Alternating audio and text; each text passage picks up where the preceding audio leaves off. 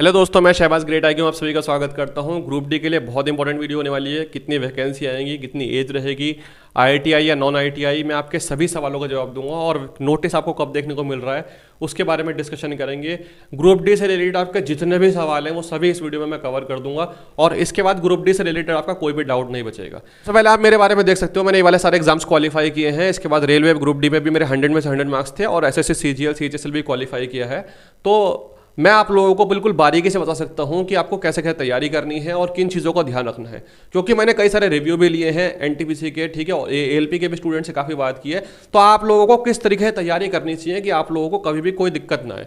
एक एक चीज़ करके स्टार्ट करते हैं। सबसे पहले मैं बात करूंगा, अगर आप लोगों ने मॉक टेस्ट के लिए कोई टेस्ट सीरीज नहीं खरीदी तो आप ऑलरेडी दूसरे स्टूडेंट से पीछे हो जाएंगे, क्योंकि सारे स्टूडेंट टेस्ट लगाना शुरू कर चुके हैं ग्रुप डी का।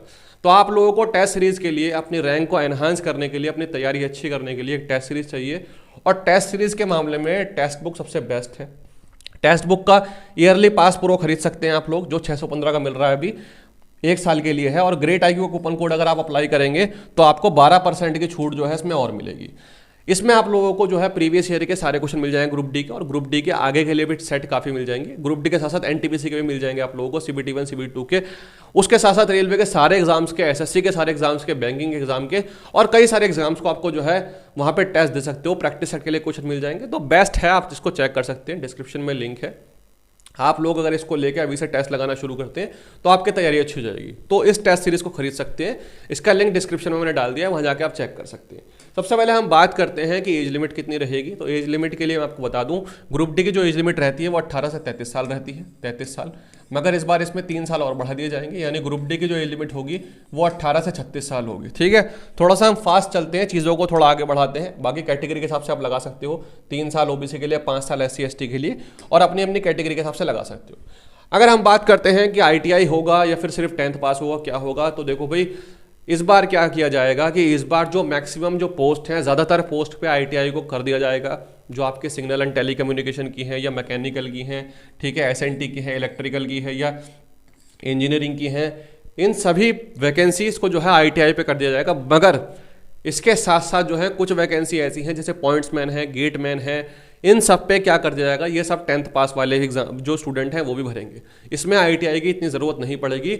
यानी कुछ जो पोस्ट हैं वो पोस्ट जो है वो 10th वाले ही भर सकते हैं, और कुछ पोस्ट ऐसी हैं जो सिर्फ आईटीआई वाले भरेंगे।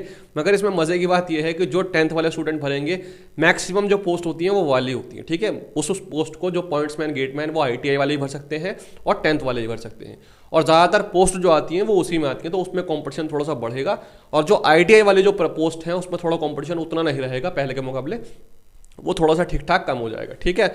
अब सबसे इंपॉर्टेंट हम बात करते हैं कि इसमें सिलेबस में क्या रहने वाला है, ठीक। सिलेबस में आप लोग देख सकते हैं 100 क्वेश्चन आते हैं, करंट अफेयर के 20 आते हैं, रीजनिंग के 30, साइंस और मैथ्स के 25-25 क्वेश्चन आते हैं, ठीक है ना। 90 मिनट का आप लोगों को टाइम मिलता है। देखो, एक चीज़ इसमें समझने की कोशिश करो।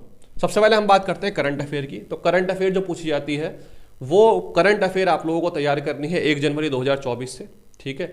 वैसे करंट अफेयर के कुछ क्वेश्चन ऐसे होते हैं जो आपके 2-3 साल पुराने भी आते हैं, मगर आप लोगों को जनवरी 2024 से अपनी करंट अफेयर तैयार करनी है। एक क्वेश्चन मैं आप लोगों से पूछता हूँ, आईपीएल में सबसे महंगे बिके हैं ऋषभ पंत 27 करोड़ के।